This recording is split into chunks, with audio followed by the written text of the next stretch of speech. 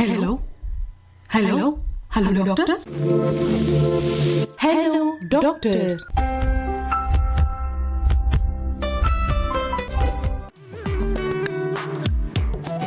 நேயர்கள் இணைந்திருப்பது இது ஹலோ டாக்டர்.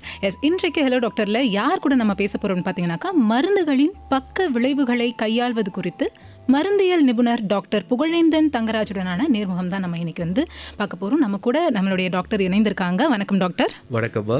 வணக்கம், சொல்லுங்க. ஸோ இன்னைக்கு வந்து மருந்துகளினுடைய அளவு வந்து எல்லாருமே பயன்படுத்திட்டே தான் இருக்கும். மருந்து பயன்படுத்தாத குழந்தையிலிருந்து பெரியவர்கள் யாருமே இல்லை. ஸோ இந்த மருந்துகளை எப்படி பாதுகாப்பாக பயன்படுத்துவது அப்படின்னு சொல்லி ஃபர்ஸ்ட் ஜென்ரலாக நீங்கள் சொல்லுங்கள். ரொம்ப நல்ல கொஷின் தான் இது. ஆக்சுவலாக வந்து பார்த்தீங்கன்னா வந்து ஃபஸ்ட்டு ஒன்று தெரிஞ்சுக்கணும், எல்லா உடம்புல ஏற்படுற பிரச்சனைக்குமே வந்து மருந்து வந்து தீர்வு இல்லை. முடிஞ்ச அளவுக்கு வந்து சில விஷயங்கள் வந்து வீட்டில் இருக்கக்கூடிய ஒரு பேசிக் ஸ்டெப் எடுத்தாலே போதும். லைக் ஒரு கோல்டு இருக்குது, காஃப் இருக்குன்னா ஒரு சுடு தண்ணியோ இல்லை அது மாதிரி வந்து எடுக்கலாம். ஸோ மருந்து அப்படின்னு வரும்போது பார்த்திங்கன்னா வந்து நிச்சயமாக வந்து ஒரு மருத்துவரை வந்து பார்த்து அதுக்கப்புறமேட்டு தான் வந்து நம்ம எடுக்கணும். அது ரொம்ப கிளியராக ஓவர் த கவுண்டர் நம்ம இஷ்டத்துக்கு போயிட்டு ஒரு கடையில் வாங்கி சாப்பிட்ற பழக்கத்தை வந்து எக்காரணத்தை கொண்டும் ஃபாலோ பண்ணவே கூடாது. உடம்பு சரியில்லை அப்படின்னா டாக்டர் நிச்சயமாக பார்க்கணும். அவங்க கொடுக்குற மருந்தை வந்து அவங்க சொல்கிற அட்வைஸ் படி எடுக்கணும். சரிங்களா? Okay, super. ஸோ மருந்து எப்படின்னா, இப்போ நம்ம ஜென்ரலாக இப்போ நம்ம பேசும்போது ஒரு மெடிக்கல் ஷாப்பில் போய் வாங்குறது அது மாதிரி வந்து அதோடைய நோக்கம் இல்லை இந்த இன்ட்ராக்ஷன். ஆக்சுவலாக உங்களுக்கு ஒரு டாக்டர் எழுதியிருக்காங்க, அந்த ட்ரக்கை வந்து நான் எப்படி எடுக்கிறது, அப்படி எடுக்கும்போது ஏதாச்சும் ஆச்சுன்னா என்ன நான் அடுத்து செய்கிறது, இல்லை அதை வந்து நான் கரெக்டாக டாக்டர் சொன்னபடி எடுத்தேனா இல்லை எடுக்கிறேனா, அதை பற்றி தெரிஞ்சுக்கிறது தான் மெயின் இங்கே ஃபஸ்ட்டு. ஓகே. ஸோ அதனால் இந்த பக்க விளைவுகள் அப்படின்னா நிச்சயமாக நம்ம எடுக்கக்கூடிய நம்ம ஒரு சாப்பாடே வச்சுக்கோங்களேன், கொஞ்சம் காரம் அதிகமானால் நமக்கு அதனால் ஒரு பிரச்சனைகள் வரலாம். ஸோ அது மாதிரி வந்து எந்த ஒரு மருந்து நமக்காக கொடுக்கணும்னு டாக்டர் முடிவு பண்ணியிருக்காங்களோ அதை எடுக்கும்போது நிச்சயமாக வந்து அதனால் ஒரு பக்க விளைவுகள் வந்து வரலாம். அது வந்து ஆட்களை பொறுத்து, பாலினம் பொறுத்து, வயசை பொறுத்து, அதை பொறுத்து வந்து மாறும். சில பேர்களுக்கு வந்து அது ரொம்ப ரொம்ப மைல்டாக இருக்கலாம். அதே டோஸில் அதே பாலினம் அதே ஏஜில் கொடுக்கக்கூடிய மருந்து ஒருத்தருக்கு வந்து அது தீங்கா கூட வரலாம். ஸோ அதனால் வந்து எல்லா சைட் எஃபெக்ட்ஸும் வந்து ப்ராப்ளமா அப்படின்னா அது இல்லை. ஸோ அதை தான் வேரியஸாக வந்து நம்ம வந்து கேட்டகரைஸ் பண்ணணும். அதுக்கு வந்து சில மருந்து பக்க விளைவுகள் வந்துருச்சு அப்படின்னா வந்து உடனே நிறுத்தணும். சில இதில் வந்து இல்லை அதை வச்சு கண்டினியூ பண்ணுங்க அப்படின்னு சொல்லலாம். சில இதுக்கு வந்து பார்த்தீங்கன்னா சரி இந்த மாத்திரையால் வருது, நம்ம மருந்தை வந்து மாற்றலாம் அப்படின்னு சொல்லிட்டு நம்ம டிசிஷன் எடுக்கிறதுக்கு அவங்களுடைய சிம்டம்ஸை பேஸ் பண்ணி, சூழ்நிலையை பேஸ் பண்ணி தான் செய்யணும். அது ஓகே. ஸோ ஒரு மருத்துவரை அணுகி தான் நம்மளுடைய ஆமாம்மா, அது வந்து ரொம்ப முக்கியம். அது ரொம்ப முக்கியம். அது வந்து அதுக்காக தான் வந்து நம்ம தமிழ்நாடு கவர்மெண்ட்டாக இருந்தாலும் சரி, ஒரு சென்ட்ரல் கவர்மெண்ட்டாக இருந்தாலும் சரி, நிறைய அதோடைய கோட்பாடுகள் கைட்லைன்லாம் எல்லாத்துலேயுமே அந்த வரி அதுதான், without doctor consultation no prescription. இது வந்து அவங்களுடைய கண்காணிப்பு இல்லாமல் எங்கேயுமே எந்த மருந்துமே வாங்கக்கூடாது. It's poison without anyone knowledge. Super super sir. Yes doctor, நீங்கள் சொன்னது போல் இந்த பக்க விளைவுகளில் மருந்து வந்து எடுத்த பிறகு பக்க விளைவுகள் ஏற்பட்டால் அதை உடனே வந்து ஸ்டாப் பண்ணிடலாமா? மருந்தை வந்து எடுக்காமலே விட்டுடலாமா? ஆமாம், இது வந்து ஒரு மிக நல்ல கேள்வி. இப்போ வந்து மருந்தை எடுக்கிறோம் நம்ம, ஃபார் எக்ஸாம்பிள் எடுத்த உடனே வந்து எப்படிப்பட்ட பாதிப்பு, எடுக்கிற லைட்டாக அரிப்பு இருக்குது, அப்போ என்ன செய்கிறது அப்படின்னு பார்த்தீங்கன்னா வந்து லைக் வந்து நிதானமாக அடுத்த டோஸுமே கண்டினியூ பண்ணலாம். சரிங்களா? ஆனால் அடுத்த டோஸ் எடுக்கும் போது, ஏன்னா முதல் டோஸில் வந்து மேபி வரலாம், அடுத்த டோஸில் வந்து அது கண்ட்ரோல் ஆகிடலாம். சரிங்களா? ஃபஸ்ட் டைம் வந்து அந்த மாத்திரையில் தயாரிக்கும் போது அது கூட சேர்த்து கலக்கக்கூடிய கெமிக்கலால் அப்படி வரலாம். ஆனால் சில பேருக்கு என்ன செய்யணும்னா வர்றதே எடுத்த உடனே வந்து ரொம்ப டயரியா வந்துடும். எடுத்த ஃபர்ஸ்ட் டோஸ்லேயே வந்து டயரியா அதிகமாக வரும். ஏன்னா இப்போ டயரி அதிகம் வரும்போது திரும்பி அதை கொடுக்கும்போது வந்து இன்னும் அதிகமாக ஆச்சுன்னா வந்து உடம்புல இருக்கக்கூடிய நீர் சத்து எல்லாம் போயிடும். அதில் இருக்கக்கூடிய நம்மளுடைய மினரல்ஸ் இந்த மெயினாக சொல்லக்கூடிய எலக்ட்ரோலைட்ஸ் எல்லாமே வேஸ்ட் ஆகும்போது அதை நம்மளை இன்னும் சிக் ஆகிரும். ஓகே. அப்போ அந்த கண்டிஷனில் பார்த்தீங்கன்னா வந்து உடனே வந்து நம்ம அதை நிறுத்தணும். நிறுத்திட்டு அப்போ வந்து அந்த டயரியா போச்சுன்னா அந்த டயரியாவுக்கு வந்து மேனேஜ் பண்ணுறதுக்கு என்ன இருக்குது, ஒரு ஓஆர்எஸ் குடிக்கிறதோ அதை ஃபஸ்ட்டு நம்ம செஞ்சிடணும். செஞ்சுட்டு உடனே நீங்கள் வந்து எந்த டாக்டரை வந்து பார்த்து மருந்து வாங்குறீங்களோ அவங்கள்ட்ட வந்து உடனே எவ்வளோ சீக்கிரமாக வந்து அவங்கள்ட்ட வந்து அதை சொல்லணுமோ அதை சொல்லிடணும். ஏன்னா இப்போ ஒரு ஒரு ஏன்னா ரொம்ப காமனாக பார்த்தீங்கன்னா ஆன்டிபயோட்டிக் எடுத்தால் வந்து டயரியா வரும். ஆனால் இப்போ ஒரு ஆன்டிபயோட்டிக்னு நம்ம ஆரம்பிக்கும் போது வந்து அதை வந்து ஒரு 3 நாளோ 5 நாளோ எடுக்கணும். இப்போ மாத்திரையிலே அப்படி வருதுன்னா அப்போ நம்மளால கண்டினியூ பண்ண முடியுமா என்னன்னு தெரியாது. ஆனால் இப்போ ஆன்டிபயோட்டிக் எடுக்கிற கண்டிஷனில் பார்த்தீங்கன்னா ஒரு கிருமியாச்சும் கொல்லணும். அப்போ நம்ம அதை விட்டுட்டும் இருக்க முடியாது. அப்போ உடனே அந்த டாக்டரை பார்த்து சார் இப்படி ஆச்சு, இப்போ நான் என்ன செய்யறது, கண்டினியூ பண்ணலாமா இல்லை எப்படின்னு சொல்லிட்டு உடனே நம்ம வந்து டாக்டர்கிட்ட வந்து மெயின் அதுதான் எல்லா இடத்துலையும் நான் டாக்டர் சொல்றது என்னன்னா, மருந்து என்பது ஒருத்தவங்களுடைய பார்வை ஒருத்தவங்களோட கையில இருந்து கொடுக்கும்போது தான் அது மருந்து. இல்லைன்னா வந்து நம்ம இஷ்டத்துக்கு அதை எடுக்கும்போது அது பாய்சன் தான். புரியுது, சரிங்களா? ஏன்னா இது வந்து எங்களுடைய ஆங்கில நாளிதழ்லயே வந்து அப்படிதான் இருக்கு. It is the best and it is the drug medicine, otherwise it is a poison at any quantity. கம்மியாக இருந்தால் கூட வந்து அது வந்து விஷமாக தான் வந்து பார்க்கப்படும். நெக்ஸ்ட்டு அதான் நிறுத்துறது தான் பெஸ்ட்டு அப்ரோச். ஃபஸ்ட்டு நிறுத்திட்டு உடனே வந்து அணுகணும். ஓகே, இப்போ டாக்டர் பார்த்தாச்சு, நிறுத்தியாச்சு. இதில் 2 விஷயங்கள் இருக்குது. டாக்டர் என்ன சொல்லுவாங்க, அதுக்கு வந்து ஒரு தீர்வு நிச்சயமாக நிறுத்துங்க, இல்லை நான் வேறு மாத்திரை மாற்றி கொடுக்குறேன், இல்லை எடுங்க, அப்சர்வேஷனோட நம்ம எடுக்கலாம் அப்படின்னு சொல்லிட்டு அவங்க ஒரு இது இல்லாமல் நம்ம வந்து நமக்குன்னு ஒரு பிரதியா நம்ம வந்து ரிப்போர்ட்டும் பண்ணணும்.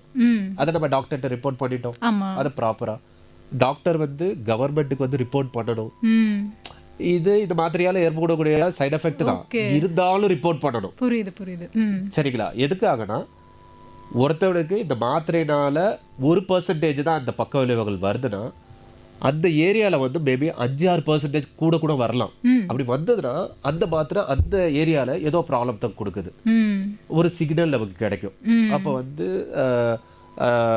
கவர்மெண்ட் ஆஃப் இந்தியாவும் சரி இல்லை தமிழக அரசும் சரி, ஏன் இந்த பர்டிகுலர் ஏரியாவில் இவ்வளோ நார்மலாக ஒரு 2 கேஸ் வர்ற இடத்துல இவ்வளோ கேஸ் வருது, ஒருவேளை அங்கே இருக்கக்கூடிய மக்களில் வேற ஏதாச்சும் மாறுதல் இருக்கா, இல்லை அங்கே இருக்கக்கூடிய கிடைக்கிற மாத்திரையில் ஏதோ இஷ்யூ இருக்கா அப்படின்னு வந்து அது இன்வெஸ்டிகேட் பண்ணுறதுக்குமே அது யூஸ்ஃபுல்லாக இருக்கும். சரிங்களா? அதனால் ரிப்போர்ட்டிங் என்பது ஒரு பக்க விளைவுகள் வந்துருச்சுன்னா ஸ்டாப் பண்ணுங்க, டாக்டரை பார்த்து ரிப்போர்ட் பண்ணிடுங்க. டாக்டர் ரிப்போர்ட் பண்ணலாம், டாக்டர் இல்லாமல் நாமளுமே ரிப்போர்ட் பண்ணலாம். அது நான் அடுத்தடுத்து சொல்கிறேன், ஏன்னா அது ஒரு இம்பார்ட்டண்ட்டான ஏரியா. ஓகே, நிச்சயமா சார். நம்ம கூட காலர்ஸ் எல்லாமே கூட வெயிட் பண்ணிட்டு இருக்காங்க கேள்விகளை கேட்கறதுக்கு. பேசிடுவோம். ஹலோ, வணக்கம். வணக்கம், பொன்னேரி ஜெகண்டையில இருந்து கலீல் அமர் பேசுறேன். டாக்டர் வணக்கம். டாக்டர் வணக்கம் சொல்லுங்க. டாக்டர், இப்ப பாத்தீங்கன்னா ஒருவருக்கு உடம்பு சரியில்லை, ஹாஸ்பிட்டலுக்கு போறாரு. டாக்டர் பாத்தீங்கன்னா பிரிஸ்கிரிப்ஷனோட ஒரு வாரம் இந்த டேப்லெட் சாப்பிடுப்பா, சாப்பிட்ட உடனே சரியாகி போயிடும் அப்படின்றாங்க. ஆனா பேஷண்ட் என்ன பண்றாங்கன்னா 2 நாள் போடுறாங்க, 2 நாள் சரியாயிட்ட உடனே சரி இந்த மாத்திரை வானான்னு அப்படின்னு அவாய்ட் பண்ணிடுறாங்க. இது மாதிரி பண்ணலாமா, பண்ணக்கூடாதா, இல்ல ஒரு வீக்குக்கு அவங்க மாத்திரை சொல்றதுனால அது மாதிரி போடணுமா? ஃபர்ஸ்ட் கேள்வி. 2வது கேள்வி என்னன்னா, சின்ன கை குழந்தை எல்லாம் இருக்காங்க நிறைய பேர் வீட்டுல. இப்ப பேரண்ட்ஸ் பாத்தீங்கன்னா டேபிள் மேல கண்ட இடத்துல டேப்லெட் வச்சிருக்காங்க. இது மாதிரி பண்ணலாமா பண்ணக்கூடாது, அதை பத்தி கொஞ்சம் சொல்லுங்க. இது ரொம்ப முக்கியமான சூப்பரான கேள்வி. இது ரொம்ப நன்றி இன்னைக்கு இந்த கேள்வி கேட்டதுக்கு. என்னன்னா ஒரு மருத்துவர் வந்து என்னன்னா ஃபர்ஸ்ட்லேருந்தே என்னுடைய இதை கேட்டிங்கன்னா சொல்லுவேன், மருத்துவர் ப்ரிஸ்கிரிப்ஷன் இல்லாமல் நம்ம எடுக்கக்கூடாதுன்ட்டு. இப்போ ஒரு மருத்துவர் ஒரு மருந்தை வந்து 3 நாளோ இல்லை 5 நாளோ இல்லை 7 நாளோ இல்லை 10 நாளோ கொடுக்குறாருன்னா அதை கரெக்டாக நம்ம ஃபாலோ பண்ணியே ஆகணும். ஏன்னா ஒரு கிருமிக்கு வந்து இவ்வளோ நாள் அந்த ரத்தத்தில் வந்து அந்த மருந்து இருக்கணும்னு ஒரு கணக்கு இருக்குது. அதை நம்ம வந்து நிச்சயமாக ஃபாலோ பண்ணி ஆகணும். அது இப்போ கிருமியாக இருந்தால், ஆன்டிபயோட்டிக்காக இருந்தால் அப்படி இல்லை, வேறு நமக்கு ஒரு வீசிங் ப்ராப்ளம் இருக்குது, ஒரு சுவாச குழாய் ப்ராப்ளம் இருக்குது அப்படின்னா குறைஞ்சது வந்து ஒரு 2 or 3 டோஸ் போட்டால் தான் வந்து அது வந்து கண்ட்ரோல் ஆகும். நிச்சயமாக நமக்கு வந்து மருத்துவர் 5 நாள் எழுதியிருக்காங்கன்னா 3 நாளில் சரியாயிடுச்சுன்னா இல்லை 2 நாளில் சரியாயிடுச்சுன்னா தயவு செய்து நிப்பாட்டக்கூடாது. ஏன்னா அந்த டைமில் ஒரு 100 கிருமி இருக்குன்னா அது வந்து 80 கிருமியை கொண்டிருக்கும். அதில் உங்களுக்கு வந்து சிம்டம்ஸ் இம்ப்ரூவ் ஆகிருக்கும், மீதி 20 கிருமி அதில் தான் இருக்கும். அதை கொல்றதுக்கு மீதி அந்த அடுத்த 2 நாள் அவங்க எத்தனை நாள் கொடுத்தாங்களோ அதை எடுக்கும் போது தான் அது கண்ட்ரோல் ஆகும். 1. ரெண்டாவது கேள்வி வந்து இது வந்து எப்படின்னா படித்தவங்க படிக்காதவங்க எல்லா வீட்லேயும், ஏன்னா டாக்ஸிகாலஜி டிபார்ட்மெண்ட்லலாம் நான் உட்காந்துருக்கேன் இந்த பாய்சன் இதில். ஐயோ டாக்டர் இது வந்து அவங்க தாத்தாக்காக வச்சிருந்த மாத்திரை, பையன் வந்து விளையாண்டே வந்து கலரு, ஏன்னா மாத்திரைகள்லாம் பார்த்தீங்கன்னா ஜெம்ஸு சாக்லேட் மாதிரி கலர்ஃபுல்லாக இருக்கும். குழந்தைகளுக்கு வந்து அதில் வந்து ஒரு ஈர்ப்பு அதிகமாகிடும். டக்குன்னு எடுத்து போட்டோன்னு பார்த்தீங்கன்னா அவங்க ஹார்ட்டுக்காக எடுத்துருப்பாங்க. அந்த ஹார்ட்டுக்காக எடுக்கிற மாத்திரையை 2-3 மாத்திரை சேர்த்து எடுத்துட்டாங்கன்னா குழந்தைங்க என்ன ஆகும்? அது வந்து ஒரு உயிர் போகிற அளவுக்கு கூட வந்து ஒரு ஒரு ஹார்ட் ரேட்டை கம்மி பண்ணிடலாம். இல்லை ஒரு அது மாதிரியான பிரச்சனைகள் வந்து நிச்சயமாக வந்து வரும். எப்பயுமே குழந்தைகள் இருக்கிற வீட்டில் முடிஞ்ச அளவுக்கு வந்து மறைத்து வைப்பதே நல்லது. இல்லை எட்டாத ஹைட்டில் வைக்கணும். எட்டாத ஹைட்டு கூட பசங்க ஏறிடுறாங்க போகலாம். அது ஒரு இப்போ நிறைய இந்த கார்ட்டூன் நெட்வொர்க் அது இதெல்லாம் பார்த்துட்டு இங்கிட்ட அங்கிட்ட ஜம்ப் பண்ணிக்கிட்டு இருக்காங்க. ஸோ அதனால் வந்து முடிஞ்ச அளவுக்கு மறைச்சி வைக்கிறது தான் பெஸ்ட்டு. அதுவும் இப்போ அது வந்து சாக்லேட் மாதிரி மல்டிப்புள் கலரில் இருக்கிறதுனால அவங்களுக்கு ஈர்ப்பு அதிகமாக இருக்கும். நம்ம தாத்தா சாப்பிட்டுட்டு இருக்காரு அப்போ அது நல்லது தானேன்னு சொல்லிட்டு அப்படி ஒரு தாட் ப்ராசஸுமே வந்து குழந்தைகளுக்கு வந்து வருது இப்போ. ஸோ அதனால் முதல்ல என்னென்னா எவ்வளோ நாள் சொல்கிறாங்களோ அது ப்ராப்பராக எடுக்கணும். ரெண்டாவது வந்து என்னென்னா குழந்தை இருக்கிற வீடுனா நாம் வந்து போலீஸு தான், நம்ம ரொம்ப கேர்ஃபுல்லாக இருக்கணும். சரிங்களா? நன்றி. ஓகே, நன்றி. அடுத்த காலர் கிட்ட பேசிடுவோம். ஹலோ, வணக்கம். யார் எங்கிருந்து? வணக்கம் வணக்கம் வணக்கம். வணக்கம் சார். நுங்கம்பாக்கம் டேங்க் பேண்ட் ரோட்டை சேர்ந்த பூந்தமல்லி போஜராஜன் பேசுகிறோம்மா. எனக்கு வர 68 வயசு ஆகுது. சரிங்க. இடுப்பு வலி மூட்டு வலிக்கோசம் நான் மெடிக்கல் ஷாப்பில் போய் கேட்டு மாத்திரை வாங்கி போட்டுக்கிறேன். ஆனால் எந்த மாத்திரை போட்டாலும் வலி போகாது. அரசாங்க ஹாஸ்பிட்டலில் போய் கேட்டால் மூட்டு வலி மாத்திரை தர மாட்டேன்றான். இந்த பாராசூட் மாத்திரை தான். என்னங்க பாராசூட் மாத்திரை சரிங்க, இது எப்படிங்க மூட்டு வலி இதான் சாப்பிடு, நாங்கள் தரமாட்டோம். ஏன்னா நீ வயசாகி போச்சு, சாப்பிட்டா கிட்னியை விட்டு எடுத்து தரமாட்டோம். நாங்கள் மெடிக்கலை போய் கேட்டால் தாராளமாக நீங்கள் தரமாட்டீங்கன்னு கேட்பேன். சண்டை தான் வரும் எனக்கு. சரி என்ன பண்ணுறது, மெடிக்கல்லே போய் வாங்கியிருந்தேன் நான். தனியார் ஹாஸ்பிட்டலில் போனாக்கா கொடுக்கலாம். ஆனால் அங்கே போனால் 500 ரூபா பீஸு, குறைஞ்சது 500 ரூபா பீஸ் தான். அதுக்கு பயந்து தான் போகிறது இல்லை. அதனால தான் நான் இந்த மாதிரி பண்ணுறேன். தப்புன்னு தெரியுது, நான் என்ன பண்ணுறது, வேறு வழி தெரியலையா. ஆமாம். இல்லை இது வந்து என்னென்னா கவர்மெண்ட் ப்ரைவேட் அது அடுத்து. இப்போ என்னென்னா நிச்சயமாக நாங்கள் எம்பிபிஎஸ்னு ஆரம்பிக்கும் போதே எங்களுக்கு சொல்லி வளர்க்குறது வந்து அனாவசியமாக மருந்து எழுதாதீங்க, அதுவும் வலி மருந்து எழுதக்கூடாது. உண்மையாலுமே வந்து வலி என்பது வந்து நிச்சயமாக இப்போ எனக்கு வலி வந்தாலுமே வந்து நிச்சயமாக வந்து எடுக்கிற ஒரு தன்மை தான் வந்து கொடுக்கும். ஸோ அதில் வலி மருந்துலேயே வந்து ஒரு ஆர்டர் இருக்குது. இதில் வந்து கிட்னி பாதிப்பு வந்து இந்த அளவுக்கு வந்து சேஃபு, அப்படி இருக்கிற ட்ரக்கு தான் பேராசிட்டமால். சரிங்களா? பேராசிட்டமால் வந்து ஏன்னா அது ஒரு பாய்சனாக ஒருத்தவங்களுக்கு மாறுறதுக்கே கிட்டத்தட்ட 20-30 மாத்திரை ஒரு நேரத்தில் எடுத்தால் தான் வந்து அவனோட தன்மை வந்து அப்படி அது வந்து பாய்சன் மாதிரி மாறும். இதுக்கு என்ன அர்த்தம்னா அவ்வளோ எடுக்க சொல்லலை. நான் என்ன சொல்கிறேன்னா அந்த அளவுக்கு ரேஞ்சு நீங்கள் ஒரு 600 மில்லிகிராமில் 650 மில்லிகிராம்லேருந்து ஆரம்பித்து அவ்வளோ ரேஞ்ச் வரைக்குமே வந்து ஒரு கண்டிஷனுக்கு வந்து எடுப்போம். சரிங்களா? ஒரு நாளைக்கு வந்து 4லேருந்து 6 வேலை கூட எடுக்கலாம். ஆனால் மற்ற வலி மாத்திரை வந்து வலியை சூப்பராக கண்ட்ரோல் பண்ணும். ஆனால் அதோடைய ஃப்ரீக்வன்சி சொல்லும், ஒரு வேலை தான் எடுக்கணும், இல்லை 2 வேலை தான் எடுக்கணும். இந்த 2 விஷயத்தில் பார்த்தீங்கன்னா பேராசிட்டமால் என்பது ஒன் ஆஃப் த, நம்ம என்ன சொல்கிறதுனா எங்கள் டாக்டர்ஸ் மத்தியிலேயே எங்களுக்கே எதாக இருந்தாலுமே நாங்களே ஒரு பயத்தில் தான் வந்து ஒரு வலி மாத்திரையை எடுப்போம். அப்படி எடுக்கிற பெஸ்ட்டு வலி மாத்திரைனா பேராசிட்டமால். இல்லை ரொம்ப என்னால் வலி டாலரபிளே முடியல அப்படின்னா வந்து உள்ளுக்குள்ளே உங்களுக்கு வந்து இன்ஃப்ளமேஷன் இருந்துகிட்ருக்கு, இன்ஜுரி போயிட்டுருக்கு, அதை நம்ம கண்ட்ரோல் பண்ணணும். அதுக்குள்ளே நீங்கள் சொல்கிறது ரைட்டு, ஒரு டாக்டரை பார்த்து அதை கரெக்டாக பார்த்து எடுக்கிறது வந்து ஒரு கடினமான விஷயந்தான். பட் ஆனால் நிச்சயமாக நம்ம ரிஸ்க் பெனிஃபிட் பார்த்தே ஆகணும். ஏன்னா ஒரு வேளை வந்து ஒரு வாரம் வேறு வலி மாத்திரை இல்லாமல் வேறு மாத்திரை அந்த வலிக்காக அந்த வலியோடைய உள்ளுக்குள்ளே இருக்கக்கூடிய பிரச்சனையை க்யூர் பண்ணுற மாரி வேறு ட்ரீட்மெண்ட் போகும்போது உங்களுக்கு லைஃப் லாங் வலி மாத்திரை எடுக்க தேவைப்படாது. ஸோ ஒரு தடவை ப்ராப்பராக உங்களுக்கு அந்த வலி ஏன் வருதுன்னு ஒரு தடவை பார்த்து கரெக்டாக வந்து பண்ணுங்கள். நீங்கள் சொல்கிற மாரி வந்து கவர்மெண்ட் ப்ரைவேட் அது இல்லை. ஏன்னா நம்ம கவர்மெண்ட் ஹாஸ்பிட்டலே சரி, அது ஸ்டேட்டாக இருந்தாலும் சரி, சென்ட்ரலாக இருந்தாலும் சரி, எல்லா ஃபெசிலிட்டிஸும் இருக்குது. எல்லாம் அழகாக படித்த ஹைலி ஆத்தென்டிகேட்டட் டாக்டர்ஸாக இருக்காங்க. சூப்பராக வந்து உங்களுக்கு என்ன பிரச்சனையாச்சும் ஃபஸ்ட்டு சொல்லிடுவாங்க. அதுக்கப்புறமேட்டு நம்ம வந்து அதுக்கு தீர்வை மருந்தா இல்லை இன்ஜெக்ஷன் மாதிரி ஏதாச்சும் வந்து அந்த இடத்துல போடணுமா, இல்லை வேறு ஏதாச்சும் வந்து ஃபிசியோதெரப்பி மாதிரி வந்து உங்களுக்கு வந்து கொஞ்ச நாள் சின்ன சின்ன எக்ஸசைஸ்லாம் இருக்குது. அது சில டாக்டர்ஸ் வந்து சொல்லிக் கொடுப்பாங்க, சில ஃபிசியோதெரப்பி சொல்லிக் கொடுப்பாங்க. அது வந்து யூடியூப் அதேமாரி இதுலேயுமே மீடியாலேயுமே இருக்குது. நீங்கள் அதை வந்து பார்த்து கூட வந்து அதை கொஞ்சம் கொஞ்சமாக நீங்கள் வந்து பண்ணிக்கலாம். நிச்சயமாக வலி மாத்திரை எடுக்கிறது கிட்னி பாதிப்பை வந்து நிச்சயமாக உருவாக்கும். அதை வந்து நீங்கள் அது மைண்டில் வச்சுக்கிட்டு தான் ஒரு தடவை ஒரு வேலை மாத்திரை எடுக்கும் போதும் கவனத்தில் வச்சுக்கிட்டு தான் எடுக்கணும். ஓகே, நன்றி ஐயா. ஓகே, நம்ம அடுத்த காலர் கிட்ட பேசிடுவோம். ஹலோ, வணக்கம். யார் எங்கிருந்து? குமார் பேசுறேன் மேடம், செங்கோட்டூர்லேருந்து. வணக்கம் சார், உங்க கேள்விகளை கேட்கலாம். டாக்டர் வணக்கம் டாக்டர். வணக்கம்ங்க.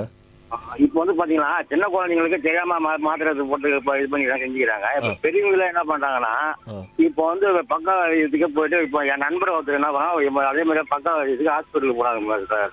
போயிட்டா அது என்ன பண்ணிருக்காரு, எல்லாம் ட்ரீட்மெண்ட் எல்லாம் பார்த்து இது பண்ணி ஒரு வாரத்துக்கு மாத்திரை கொடுத்தாரு. சரிங்க. அது என்ன பண்ணிருக்காரு, ஒரு 4 நாள் மாத்திரை போட்டாரு. 4 நாள் ஆச்சு, அது நல்லா ஆச்சு. அவருக்கு நல்லா இருந்ததுனால அந்த 3 நாள் மாத்திரை நிப்பாட்டிட்டாரு. நிப்பாட்டின வேற என்ன ஆச்சுனாக்கா, அவங்க ரிலேட்டிவ் யாருக்கோ ஒருத்தர் வந்திருந்தாங்க. அப்ப வந்து வீட்டுக்கு வந்திருந்தாங்க. அவங்களுக்கு இந்த மாதிரி இருக்கு. என்ன பண்ணாரு, இவரு என்ன பண்ணாரு, சரி இந்த எனக்கு கொடுத்த டேப்லெட் இதை போட்டுக்கோ அப்படின்னு என்ன பண்ணா இதை கொடுத்தாங்க. அவங்க அது கொடுத்தாங்க, அது போட்டுக்கிட்டாங்க. அந்தம்மா போட்டுக்கிட்டு 2 வேலை, காலையில ஒரு நைட்டு ஒரு வேலை போட்டாங்க. அப்புறம் காலையில பார்த்தா கை காலெல்லாம் அப்படியே மறுத்து போச்சு. அதாவது வந்து பார்த்தா கிணா கூட தெரியல அவங்களுக்கு.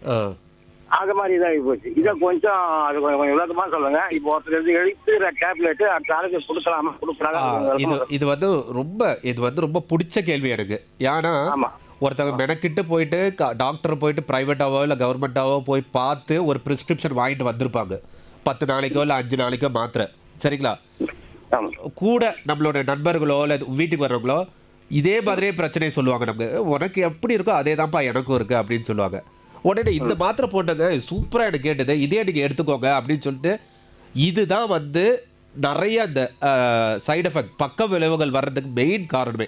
ஏன்னா ஃபார் எக்ஸாம்பிள், நான் ஒரு ஆம்பளை, எனக்கு வந்து நான் ஒரு டாக்டர் பார்த்து எனக்கு ஒரு மாத்திரை வாங்கியிருக்கேன், எழுதியிருக்கேன். இப்போ வீட்டுக்கு வரவங்க வந்து ஒரு லேடி. சரிங்களா? ஏன்னா சில மாத்திரை சில பாலினம்ல வந்து நல்லா வேலை செய்யும், சில பாலினம்ல வந்து வேலை செய்யாது. சரிங்களா? இல்ல அதான் சார், ஒரு கை அதாவது வந்து வலது கை வலது கால் அப்படியே பாத்தீங்கன்னா அப்படியே மறுத்து போச்சு. அப்ப இப்படி அப்படியே ஆக முடியும் அவங்களால. இல்ல அதுதான் நான் சொல்றேன். அதுக்காக தான் விளக்கம் நான் சொல்றேன். ஏன்னா இது என்னன்னா, இது வந்து நீங்க சொல்றீங்கல்ல, நான் வந்து ஒரு மாசத்துல கேஸ் பாக்குறேன்னா ஒரு 20-30 கேஸ் இப்படிதான் சொல்லுவாங்க. ஏன்னா வந்து நிச்சயமாக வந்து அப்படி வந்து நம்ம ஃபர்ஸ்ட் அவங்க நம்ம கொடுத்தது வந்து நம்ம சைட்ல இருந்து தப்பு. ஏன்னா நமக்கு அங்க அவேர்னஸ் என்ன தெரியலன்னா, எல்லா நோயும் எல்லாத்துக்கும் ஒரே மாதிரி இருக்காது. பாலினம்ல வந்து ஜீனு, நெக்ஸ்ட் அவங்களுக்கு ஹார்மோனல் இன்ஃப்ளூயன்ஸு, மேலுக்கு ஆம்பளைங்களுக்கு உள்ள ஹார்மோனோட இது தன்மை கம்மி, ஃபீமேல்ஸுக்கு வந்து அது ரொம்ப அதிகம். அப்போ ஒரு மாத்திரையுமே வந்து ஒரு ஹார்மோனல் ஸ்டேட்டஸ்க்கு தகுந்த மாதிரியுமே வந்து மாறுபடும். அதேமாதிரி பார்த்தீங்கன்னா வந்து கல்லீரலில் வந்து ஃபீமேல்ஸுக்கு வந்து சில என்சைம்ஸ்லாம் வந்து அதிகமாக இருக்கும். என்சைம்னா ஒரு மாத்திரையை வந்து உடைக்கக்கூடிய ஒரு நம்ம உடம்புல உற்பத்தி ஆகக்கூடிய ஒரு திரவம். அதுதான் வந்து நம்ம எடுக்கிற மாத்திரையை வந்து ஒரு நல்ல ஒரு வேலை செய்யக்கூடிய மாத்திரையாக மாற்றுறது. அது பார்த்திங்கன்னா பெண்களில் வந்து அது அதிகமாக இருக்கலாம். சரிங்களா? சில மாத்திரைக்கு அப்போ என்னன்னா அவங்களுக்கு அது வந்து கம்மி மாத்திரையிலே நல்ல எஃபெக்ட் கிடைக்கும். ஆனால் நமக்கு வந்து மேலுக்கு வந்து பார்த்திங்கன்னா சம்டைம்ஸ் கம்மி டோஸ்லேயே வந்து எஃபெக்ட் கிடைக்காது. ஸோ எதுக்காக இதை நான் சொல்கிறேன்னா, குழந்தைங்களுக்கு வந்து கல்லீரல் ஒழுங்காக டெவலப் ஆகிருக்காது. சரிங்களா? பெரியவங்க மாதிரி ஆயிருக்காது. ஆண்களுக்கும் பெண்களுக்குமே வந்து ரொம்ப பெரிய வித்தியாசம் இருக்குது. ஆண்களுக்காக எழுதக்கூடிய ப்ரிஸ்கிரிப்ஷன் டாக்டர்ஸ் பார்த்து எழுதக்கூடிய இதை வந்து பெண்களுக்கு யூஸ் பண்ணவே கூடாது. ஆண்களுக்கு எழுதுனது அடல்ட்டனா வந்து கொஞ்சம் நம்ம 40-35 வயசுக்கு மேலே இருக்கிறவங்களுக்கு எழுதின மருந்தை எக்காரணத்து கொண்டும் ஆம்பளை மேல் ஜெண்டர் உள்ள குழந்தைகளுக்கு கொடுக்கக்கூடாது 18 வயசுக்குள்ள.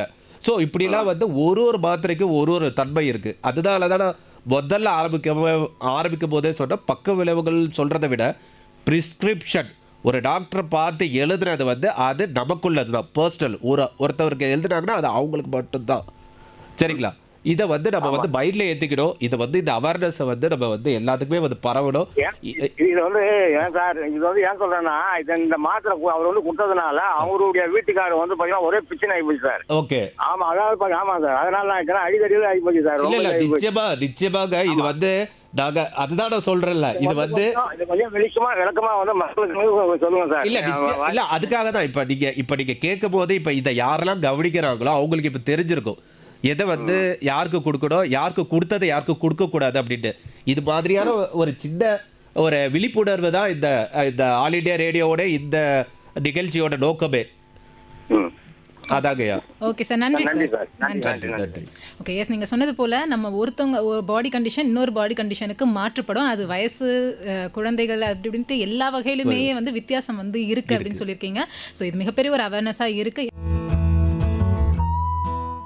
நேரம் 3:32 ஆயிட்டிருக்கு. எஸ் ஹலோ டாக்டர் நிகழ்ச்சியில் நம்மளுடைய மருந்துகளின் பக்க விளைவுகளை கையாள்வது குறித்து நம்மளுடைய மருந்தியல் நிபுணர் டாக்டர் புகழேந்தன் தங்கராஜ் அவர்களோடு தான் நம்ம வந்து பேசிகிட்டு இருக்கோம். நம்மளுடைய நேயர்கள் அநேகர் வந்து காத்துட்ருக்காங்க, தங்களுடைய கேள்விகளை கேட்குது. பேசிடலாம். ஹலோ, வணக்கம். யார் எங்கிருந்து?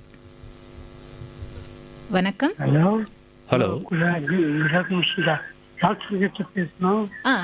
இணைப்பில் இருக்காங்க. ஐயா சொல்லுங்கய்யா. நான் மனோர்லேருந்து பேசுகிறேன். மனோர்லேருந்து காட்டுங்க. என் பேர் துரை.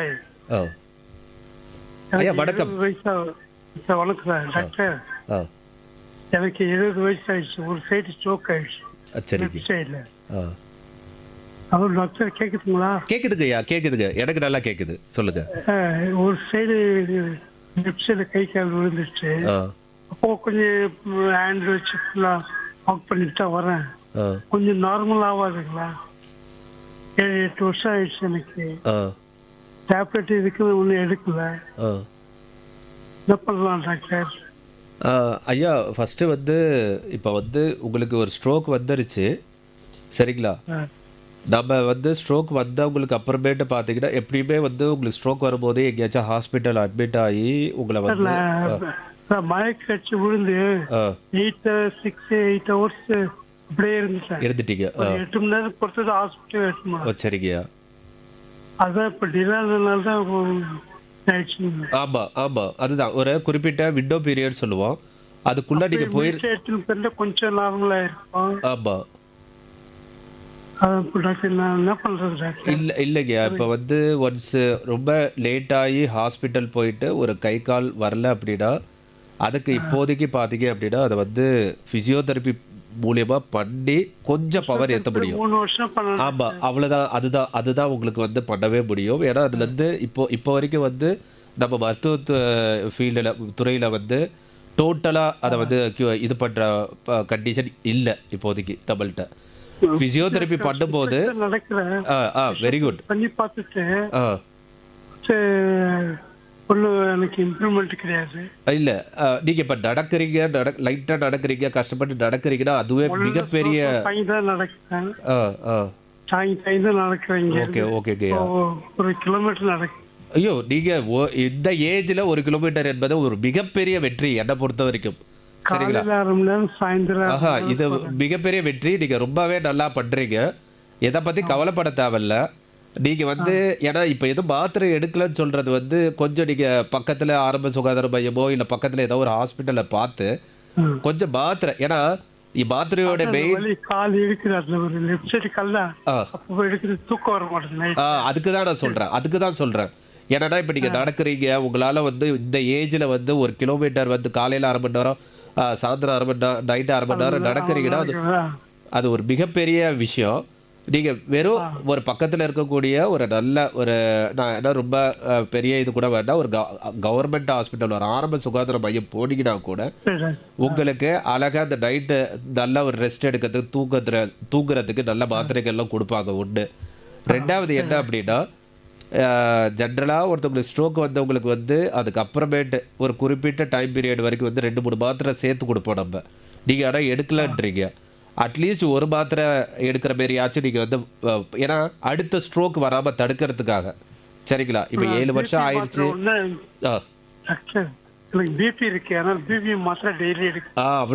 அவ்வளோதாங்கய்யா. இதை நீங்கள் வந்து கரெக்டாக ஃபாலோ பண்ணாலே போதும். ஏன்னா அந்த ஸ்ட்ரோக் வர்றதுக்கு காரணம் மெயினாக வந்து அன்கண்ட்ரோல்டு பிபியாக தான் இருந்திருக்கும். இப்போ நீங்கள் பிபி கரெக்ட் மாத்திரை எடுக்கிறதுனால தான் இப்போ உங்களால் இவ்வளோ ஆக்டிவிட்டீஸ் பண்ண முடியுது.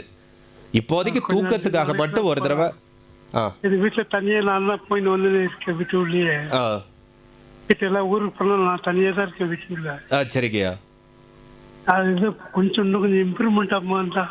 இல்லை நிச்சயமா இல்லை. நீங்கள் எனக்கே நீங்கள் இப்போ நீங்கள் பேசுகிறது இந்த அளவுக்கு ஃபோனை எடுத்து பேசுறீங்கனாலே என்ன நான் டாக்டராக இந்த ஏஜில் வந்து அதை நான் வெற்றியாக தான் பார்க்குறேன். சரிங்களா? இது வந்து ஏன்னா இது வந்து ஒரு 40-45 வயசு ஆனவங்களுக்கு ஸ்ட்ரோக் வந்து இவ்வளோ ஈஸியாக வந்து நீங்கள் இப்போ பேசுகிறீங்கல்ல, அவ்வளோ சீக்கிரமாக நிறைய பேரில் பார்க்குறது கூட முடியல.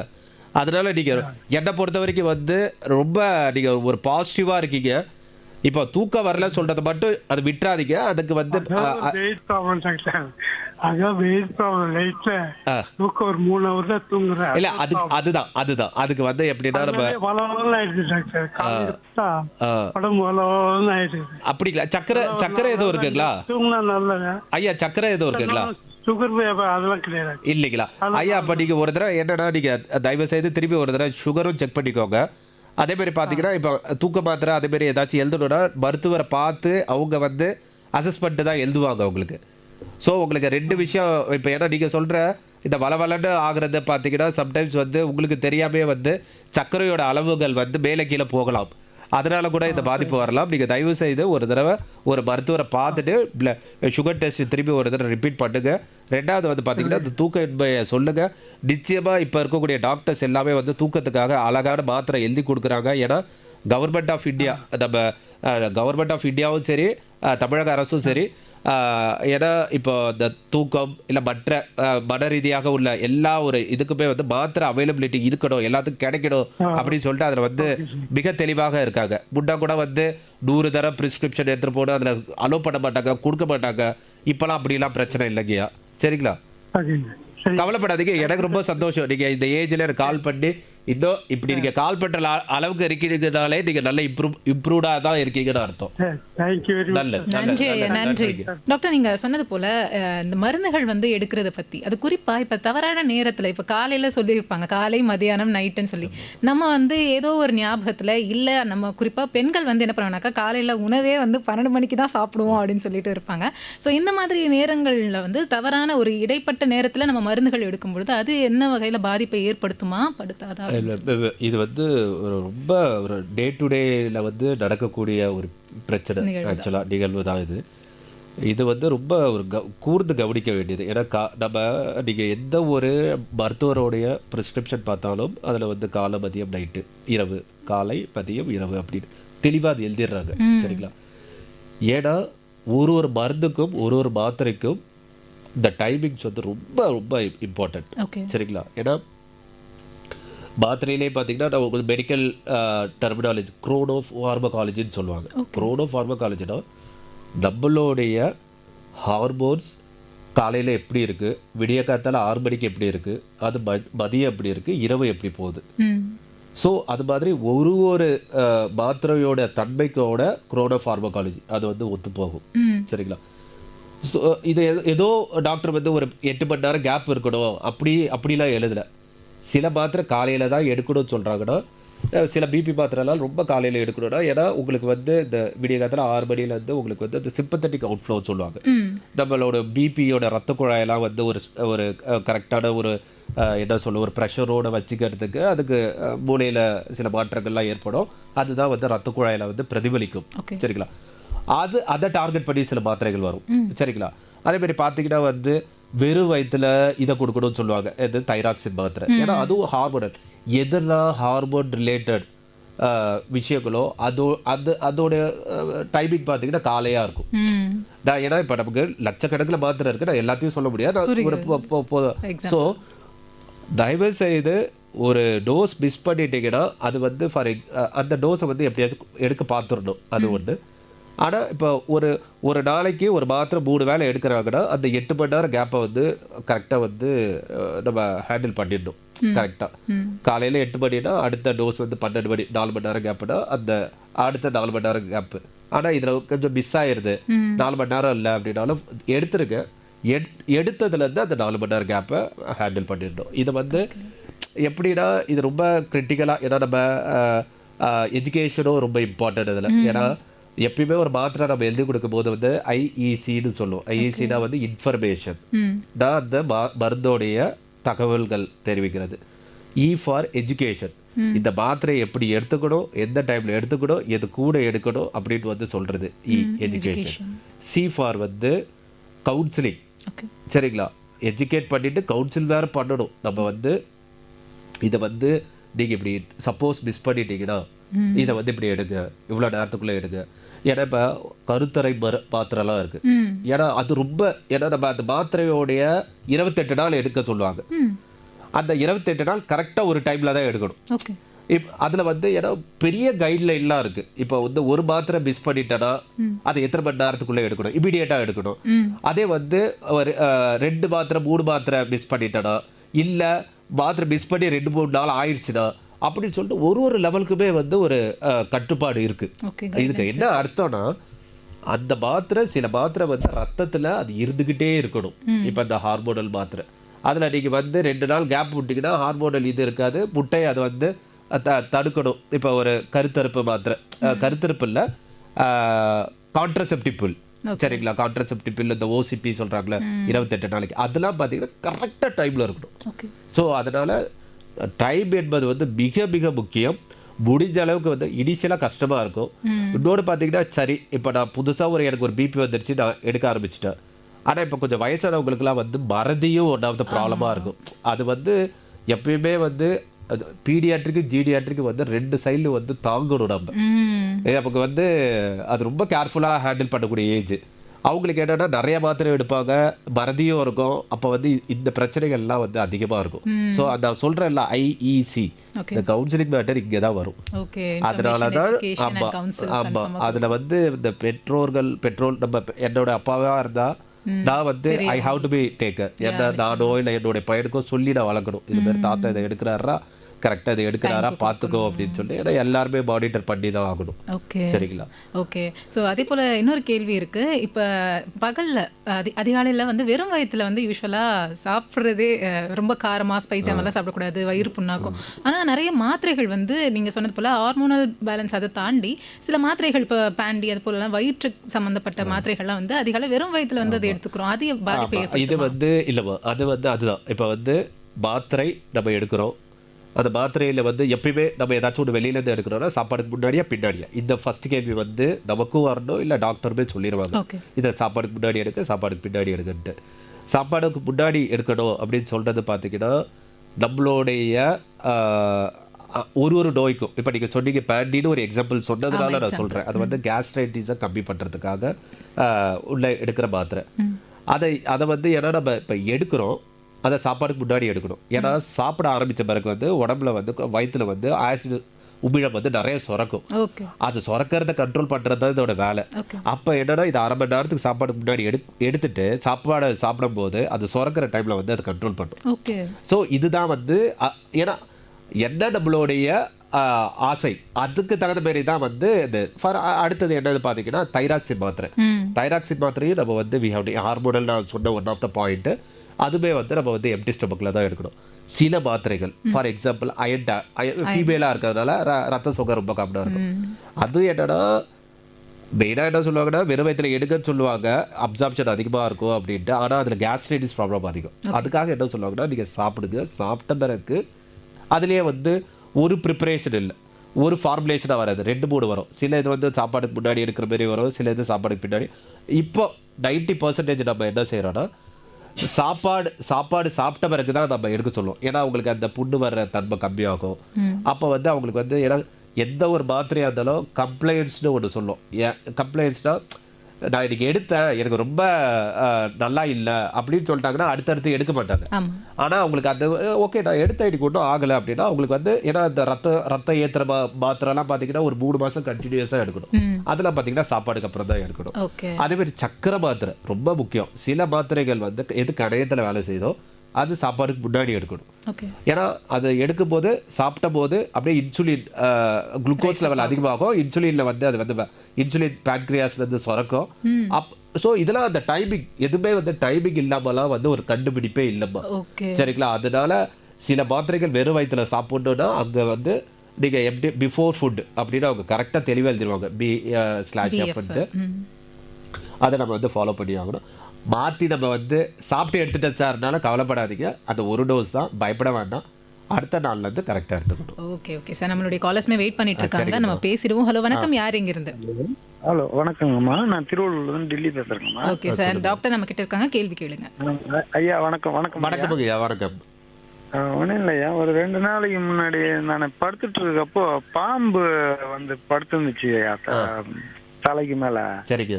ஆனால் அது எதுவும் இது பண்ண மாதிரி தெரியல, ஹாஸ்பிட்டலுக்கு போனோம், எதுவும் அறிகுறி தெரியலன்றாங்க. அது அந்த கட்டுவரின்றாங்க, ஓகே, லேட்டாக வேலை செய்யும் அப்படின்றாங்க. இல்லை இது என்னைக்கு ஆச்சு?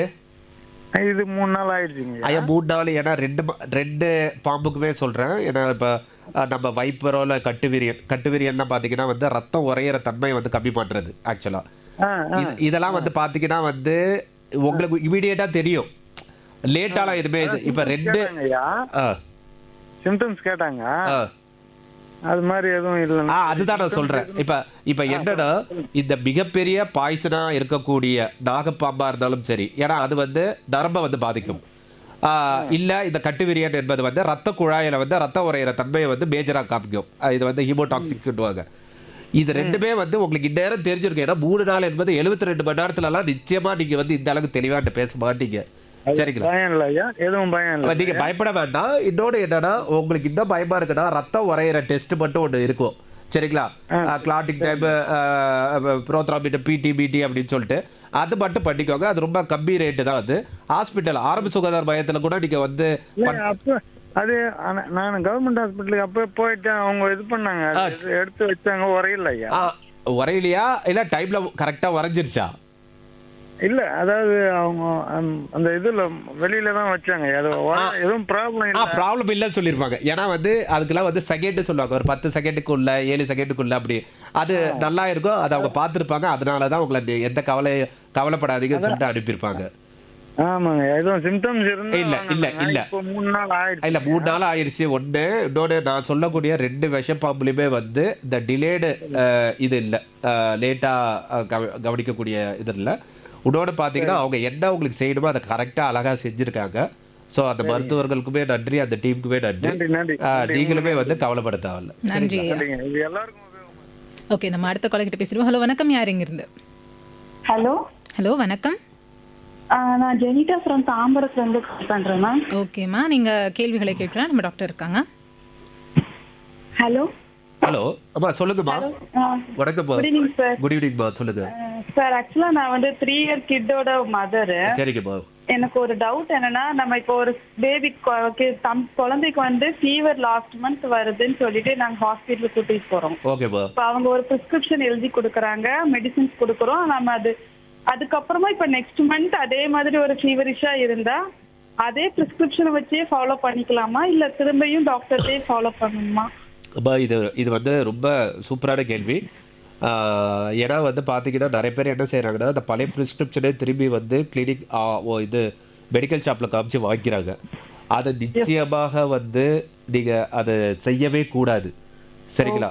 அதை நிச்சயமாக செய்யக்கூடாது. ஏன்னா அந்த 1 மாதம் முன்னாடி சாரோ மேடமோ யாரும் உங்களை வந்து குழந்தைய அசஸ் பண்ணி பார்த்தாங்களோ அவங்க நினச்சிருக்கலாம் இது வைரலாக இருக்கலாம், வைரலுக்கு வந்து பெருசாக நம்ம வந்து ஆன்டிபயோட்டிக் போட மாட்டோம். சரிங்களா? மற்ற அந்த சிம்டம்ஸை குறைக்கிறதுக்கு மட்டும்தான் எழுதியிருப்போம் மாத்திரை. ஆனால் இந்த தடவை வர ஃபீவர் காரணம் என்னன்னா, ஸ்கூலில் இல்லை வேறு எங்கேயாச்சும் ப்ளே ஏரியாவில் வேறு குழந்தைக்கு வேறு ஏதாச்சும் வந்து பாக்டீரியானால ஏற்படக்கூடிய கண்டிஷன் வந்திருக்கலாம். சரிங்களா? அப்போ அவர் சார் மேடமோ முன்னாடி எழுதி கொடுத்த மருந்து வந்து நிச்சயமாக வந்து இந்த டைமில் கேட்காது. அதனால குழந்தைய பொறுத்த வரைக்கும், சரிங்களா, குழந்தைட்டு இல்லை நமக்கே அது பெட்டர். ஏன்னா ஒரு டைமும் வந்து நம்ம வெளி உலகத்தில் நிறைய வைரஸ் நிறைய பாக்டீரியாவுக்கு வந்து நம்ம வந்து எக்ஸ்போஸ் ஆகிறோம். சரிங்களா? அது குழந்தைகளை பொறுத்த வரைக்கும் அவங்க இந்த 3 வயசு சொல்கிறீங்க, அந்த ப்ளே ஏரியாலலாம் பார்த்தீங்கன்னா ஒரு குழந்தை வேறு ஊருக்கு போயிட்டு வரும், வேறு ஏதாச்சும் ஒரு ப்ராப்ளமோட வரலாம், விளையாடும் போது பரவலாம். சரிங்களா? அதனால் எப்பயுமே ஒரு கண்டிஷன் வருதுன்னா அது ஃப்ரெஷ்ஷான கண்டிஷன் நினச்சிட்டு தான் நீங்கள் போயிட்டு மருத்துவரை வந்து பார்க்கணும். சரிங்களா? அந்த ஓல்டு ப்ரிஸ்கிரிப்ஷனை யூஸே பண்ணக்கூடாது. எதுக்காக அதை வச்சுக்கலாம்னா, அடுத்த தடவை டாக்டரை பார்க்கும்போது இதெல்லாம் கொடுத்தாங்க அப்படின்னு சொல்கிற காரணத்துக்காக அதை எவிடன்ஸாக வச்சுக்கலாமே தவிர அதை ரீயூஸ் பண்ணக்கூடாது. ஓகே சரிங்களாம்மா? Okay sir. சரிங்க, தேங்க்யூ. நல்லதுமா, நல்லது, தேங்க்யூ. ஓகே, அடுத்த காலர் கிட்ட பேசிடுவோம். ஹலோ, வணக்கம். யார் இருந்து? ஹலோ டாக்டர், இருவருக்கும் மாலை வணக்கம். மாலை மாலை வணக்கம் வணக்கம். சார். கேள்வி கேட்கலாம். சொல்லுங்கய்யா. சார் எங்க வீட்டு பக்கத்து வீட்டுல என் நண்பர் ஒருத்தர், என் கூட வேலை செய்து ஒருத்தர், ஒரு 6 மாசமா தோத்து கை தோத்து காலு ஓகே முடிஞ்சிச்சு சார். சரிங்க. அப்புறம் ராமச்சந்திரா கிட்ட போனோம். ஒரு 6 மாசமா ட்ரீட்மெண்ட் எல்லாம் பார்த்தோம். ஓகே. கொஞ்சம் ஒரு மாதிரி ஆனாரு. கொஞ்சம் அப்படி நடக்க முடியாது, கொம்பு எடுத்துதான் நான் முதல்ல நடப்பாரு. சரிங்க. இன்னும் அதுக்கு எதனா ட்ரீட்மெண்ட் கொடுக்கணுமா சார்? இல்லைங்க, இப்போ என்னன்னா ராமச்சந்திரா கூட்டு போயிட்டீங்க, அந்த கரெக்டான டைம்ல கூட்டு போனதுனால தான் அவர் வந்து இந்த அளவுக்கு நடக்கிறாரு. சரிங்களா? அதுக்குள்ள மருந்து எல்லாம் கிடைக்கும். 60 ஆயிடுச்சு. அதுதான் நான் சொல்றேன். அவருக்கு தேவையான மருந்து எல்லாமே கிடைச்சிட்டு இருக்கு. அதனால தான் அவரால் நடக்க முடியுது. அதனால நீங்க இதுக்கு மேல ஏதோ அது பண்ண தேவையில்ல, கவலையும் பட தேவையில்ல. சரிங்களா சார்? இந்த பச்சை மருந்து கொடுக்கலாமா சார்? ஐயா, அது வந்து நிச்சயமா நான் வந்து மாடர்ன் மெடிசன் அலோபதி டாக்டர், எங்களுக்கு வந்து அதை பத்தி நிச்சயமாக இல்லை. இன்னொன்று வந்து இந்தியாவில் வந்து கட்டுப்பாடு வந்து அதுக்கு நிறைய இருக்கு. அதே வந்து உங்களுக்கு வேற மருத்துவம் தேவைன்னா மினிஸ்ட்ரி ஆஃப் ஆயுஷ் அப்படின்னே இருக்கு கவர்மெண்ட் கீழே, அதுல போய் காமிங்க. சரிங்களா? நன்றி ஐயா. ஓகே டாக்டர், நீங்க முன்னாடி சொன்னது போல இந்த சென்ட்ரல் கவர்மெண்ட் மற்றும் நம்ம ஸ்டேட் கவர்மெண்ட் வந்து இணைந்து நம்மளுடைய இந்த மருத்துவத்துக்காக நிறைய இதுவெல்லாம் இருக்கு அப்படின்னு சொன்னீங்க. அதை பத்தி கொஞ்சம் இது வந்து ரொம்ப இதுதான் இந்த நம்ம சொல்லலாம் இந்த எண்ட் ஆஃப் த இது என்னன்னா, அப்போ வந்து நான் சொல்லியிருந்தேன் ஃபர்ஸ்ட்டு, இப்போ ரியாக்ஷன் வந்துருச்சு, சைட் எஃபெக்ட் வந்துருச்சு, பக்க விளைவுகள் வந்துருச்சுன்னா என்ன செய்யணும்ட்டு 2 விஷயம். டாக்டர் வந்து யாருக்கும் ரிப்போர்ட் பண்ணுவாங்கன்னு சொன்னேன். 2வது என்னன்னா, நாம சாப்பிட்ற கன்சியூமரே ரிப்போர்ட் பண்ணலாம். எப்படி ரிப்போர்ட் பண்றது பார்த்தீங்கன்னா, நான் ஒரு டோல் ஃப்ரீ நம்பர் சொல்றேன். சரிங்களா? இதை வந்து 1800-180-302. சரிங்களா? 1800-180-302. இது கால் பண்ணுங்க. தமிழ்லேயே பேசலாம், ஏன்னா அதில் கிட்டத்தட்ட ஒரு 10 எல்லா லாங்குவேஜ்லேயும் பேசக்கூடிய அங்கே இருக்காங்க. அவங்கள்ட்ட நான் இப்போ என்கிட்ட எப்படி கால் பண்ணி பேசுனாங்களோ அதேமாரி எல்லாருமே பேசலாம். இந்த மாத்திரை எடுத்த பிறகு வயிற்றால போச்சு, இந்த மாத்திரையோட டீட்டெயில்ஸை அவங்க கேட்பாங்க. அவங்க என்ன பண்ணிடுவாங்கன்னா, இதை அவங்க நோட் பண்ணிப்பாங்க. இது வந்து எப்படின்னா, ஏன்னா ஒரு குறிப்பிட்ட இப்போ ஒரு குழந்தைங்களுக்கு இப்போ சளி இருமல் சிறப்புனால ஒரு பிரச்சனை ஆயிருக்கு அப்படின்னா, ஒரு ரிப்போர்ட் ஆகிட்டே இருக்கும் போது அவங்க என்ன செஞ்சுருவாங்க, அந்த இடத்துல வந்து சென்ட்ரல் கவர்மெண்ட்லேருந்து அந்த ஸ்டேட் கவர்மெண்ட்டுக்கு சொல்லுவாங்க. இங்கே இருக்கக்கூடிய மருத்துவக் கல்லூரியில் அதை மானிட்டர் பண்ணுறதுக்காக வந்து மானிட்டரிங் சென்டர் இருக்குது. அவங்க வந்து அதுக்கு வந்து கம்யூனிகேட் பண்ணிடுவாங்க, அது பண்ணிடுவாங்க. ஒன்று இது வந்து ரொம்ப ரொம்ப அவசியம். இந்த நம்பரை எல்லாம் தயவு செய்து வந்து நோட் பண்ணிக்கோங்க. 2வது என்ன அப்படின்னு பார்த்தீங்கன்னா, இது மட்டும் இல்லை, இதே கவர்மெண்ட் வந்து மாத்திரை பற்றி இவ்வளோ நேரம் நான் பேசினேன். நம்ம உடம்புல யூஸ் பண்ணக்கூடிய மெடிக்கல் டிவைஸ் என்ன, கண்ணாடி போடுறது, அதனால கூட வந்து பாதிப்பு வரலாம். அதையுமே வந்து ரிப்போர்ட் பண்ணலாம் இதே நம்பர்ல. சரிங்களா? ஐயா, நான் இப்போ வந்து கைக்கு ஸ்பிளிட் போட்டிருக்கேன், எனக்கு ஃப்ராக்சர் ஆயிடுச்சு, எனக்கு ஒரு கட்டு மாதிரி போட்டிருக்கேன். அதை போட்ட பிறகு பார்த்தீங்கன்னா அந்த இடம் ஃபுல்லாக வந்து இதாகிடுச்சு, வீணான மாரி, ஒரு வேளை இதனால ஏதாச்சும் இஃபெக்ட் இருக்கா, அது கூட ரிப்போர்ட் பண்ணலாம். இதுவுமே வந்து சென்ட்ரல் கவர்மெண்ட்டோடைய ஒரு இது. 2வது பார்த்தீங்கன்னா, சென்ட்ரல் கவர்மெண்ட்ல இன்னும் என்னென்னலாம் ஸ்கீம் இருக்குன்னா, மருந்து. இப்போ ஏன்னா இவ்வளோ பேர் பேசினாங்க, அதில் நிறைய பேர் வந்து வசதி இருக்கிறவங்க பேசினாங்க, இல்லாதவங்க பேசினாங்க. இப்போ வந்து கவர்மெண்ட்ல வந்து இந்த மக்கள் மருந்தகம்லாம் இருக்கு. அது வந்து இங்கேயுமே நான் சென்னை வரும்போதுமே பார்த்து நிறைய இடத்துல இருக்கு. அதெல்லாம் வந்து யூஸ் பண்ணுது. அது வந்து கொடுக்குற மருந்து குவாலிட்டி அதுதான் நான் சொல்ல வரேன். ஏன்னா ஒரு மருந்து ஒரு மார்க்கெட்டுக்குள்ள வருது அப்படின்னா வந்து அதுக்கு அவ்வளோ தர வரிசை பண்ணுவாங்க. அதெல்லாம் பண்ணி தான் வந்து மார்க்கெட்டுக்குள்ளாரே வரும். ஸோ இங்கே கிடைக்கக்கூடிய மக்கள் மருந்தகம்ல கிடைக்கக்கூடிய மருந்துகள் வந்து எல்லா குவாலிட்டி வைஸ்லையும் சரி, எஃபிகேசி சொல்லும். அது எதுக்காக கொடுக்குறோமோ அது நல்லா இருக்கா அப்படின்னு, அதுவே ரொம்ப சூப்பராக இருக்கு. அதனால வந்து நான் என்ன பொதுமக்களுக்கு சொல்றேன்னா, காசு தான் ஒரு பிரச்சனை என்னோட ட்ரீட்மெண்ட் கண்டினியூ பண்றதுக்கு அப்படின்னு நினைக்கிறவங்க வந்து இது மாதிரியான இடத்துல வந்து உங்களுக்கு வந்து ரேட்டு கம்மியாக கிடைக்குது, மக்கள் மருந்தகம்ல கிடைக்குதுன்னா அதை யூஸ் பண்ணிக்கோங்க. அது வந்து தயவு செய்து வந்து அது குவாலிட்டி கம்மியாக இருக்குன்னு நினைக்காதீங்க. அதே மாதிரி நம்ம தமிழக அரசாக இருந்தாலும் சரி, மற்ற இதாக இருந்தாலும் கவர்மெண்ட் மாத்திரையும் இருக்குல்ல, அது இலவசமாக கிடைக்குது. அதுவும் எல்லாமே குவாலிட்டி செக் இல்லாமலாம் வரவே வராது. தயவு செய்து அதையுமே வந்து வாங்கிக்கோங்க. ஏன்னா நிறைய பேருக்கு ஃப்ரீயாக கிடைக்குது, அதில் ஏதாச்சும் குவாலிட்டி காம்ப்ரமைஸ் இருக்குமாட்டு. அதுக்குமே வந்து நாங்கள் ஒரு மருந்து உள்ள ஒரு ஹாஸ்பிட்டலுக்குள்ளாரையோ ஒரு இதுக்குள்ளே வருதுன்னா இந்த தரவரிசை பருத்தி தான் வரும். அதனால் அது என்னோட வேண்டுகோள் மக்களுக்கு, இதெல்லாம் யூஸ் பண்ணுங்க. அதேமாதிரி இந்த டோல் ஃப்ரீ நம்பரை வந்து அவங்க யூஸ் பண்ணி ரிப்போர்ட் பண்ணட்டும். ரிப்போர்ட் பண்ணால் நாளைக்கு அவங்களுக்கே அது வந்து ஒரு யூஸ்ஃபுல்லாக இருக்கும். சரிங்களா? அவங்க குழந்தைக்கு ஒன்று நடந்திருக்கான்னு சொல்லும் போது அவங்க அக்கா குழந்தைக்கு அது நாளைக்கு வராமல் தடுக்கிறதுக்கு அது வந்து ஒரு முயற்சியாக இருக்கும். ஸோ இதெல்லாம் வந்து ஒரு கவர்மெண்ட்டோட இனிஷியேட்டிவ் தான். ஓகே ஓகே, உங்களோட ரியலாகவே ரொம்பவே சூப்பராக இந்த நேரம் போனதே எனக்கு தெரியல. நிறைய கேள்விகள் வந்து நம்ம மக்கள் சைடில் இருந்தோம், என் மனதில் இருந்த கேள்விகளுக்குமே நீங்கள் நிறைய பதில்கள் சொன்னீங்க. ரொம்பவே நன்றி சார்.